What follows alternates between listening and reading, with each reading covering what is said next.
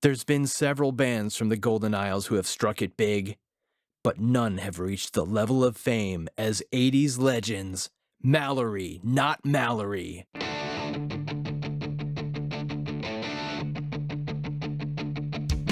I just love seeing them live. They've got the best vibe ever, and the guitarist, it's so good. We see It's them fun. every We time. go see them every weekend. Every time they play, we go out and see them. Are you kidding me?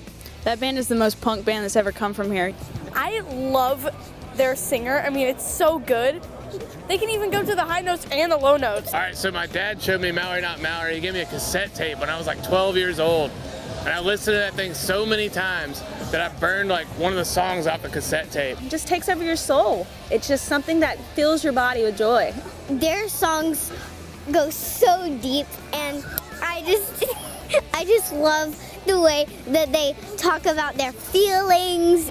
It's like Mallory, but not Mallory. Do you know what I'm saying? Well, they're my favorite band because, one, they've got great hair. The drummer's got awesome calves. They just had that energy, you know, they had that Brunswick energy. It's that Brunswick energy that I'm talking about, like, you know, it kind of stinks, but it's down to earth.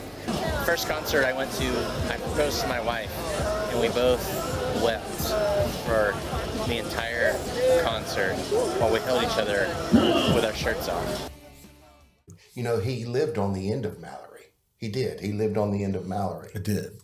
And that's how the whole Mallory thing got started. He was dating a girl named Mallory, so he wasn't Mallory, so he's not Mallory. I'm sorry. Well, I wanted to be Mallory, and he didn't want to be Mallory, so he's not Mallory, and I was Mallory. The other guys were just, you know, disposable. They were my mom's favorite band. In fact, one of them is my father. I don't know which one, though.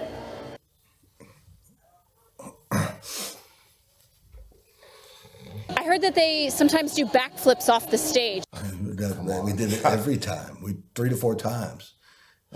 Yeah, we don't so much anymore. We're a little girthy to do backflips, but we do contractually do 1 per show if we play on the reunion. Short straw.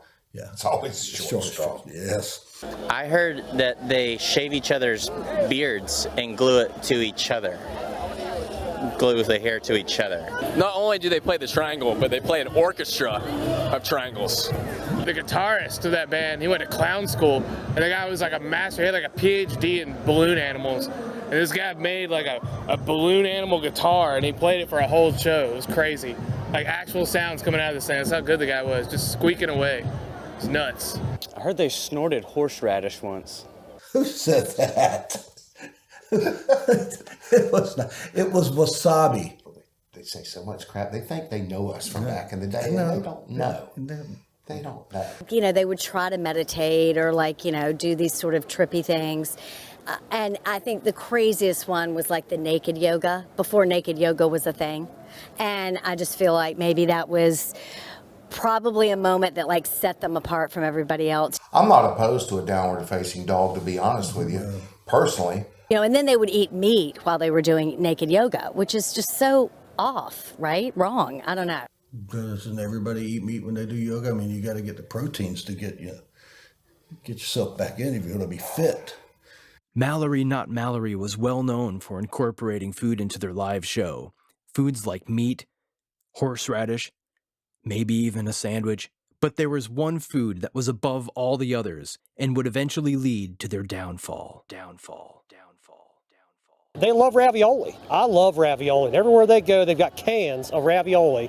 Look, we were influenced by Ravi Shankar, which led us to go to eating ravioli because there is this embodiment of Ravi in every can of ravioli, and it's every patty. It changes your life. Ravioli is soul food. It's food for the soul because it's from Ravi Shankar. Were you at the Sonic Vomit show? Yes. Do you remember? They're shooting ravioli. And they're shooting ravioli people in the face with the ravioli like. And just like ravioli, the band's antics during the 1986 Sonic Vomit Festival landed them in hot water. Their performance was filled with stunts that included a wrestling match in a pool filled with ravioli, and a ravioli cannon which plastered the audience in a delicious tomato sauce. What was meant to be a culinary celebration turned into a catastrophe and left the band liable for medical costs for some members of the audience. I don't think people understand art. Who knew tomato sauce in the eyes would do that? You know, Mapplethorpe was doing this same type of stuff, and he was a genius. We do it, and we're fiends. Come on, man. And you know where this is going to go. You know exactly what it's going to Yeah. One time he lit his guitar on fire, just on the stage. It was crazy. Wow. And then he threw it in the audience. I mean, you know, it was like the first time I felt so ridiculously on fire. We didn't ask him to catch it. That's right. They should have moved out of the way. Despite the protests and the decline in album sales, to this day the band seems unrepentant to the burn victims and their families. Well, they never said we were guilty, so why should we be repentant for something that wasn't our fault? I think if we ever went to court, it could probably be, they would arrest us for stealing the show. That's what I feel The thing like. we're guilty of is giving them a good time. You know, once again, it's a different day. Yeah. It's a different day.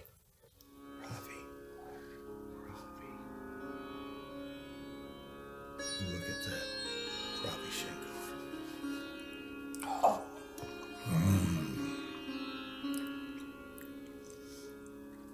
I feel one with the universe right now. Delicious. I love that they sing and they rock. Mic drop.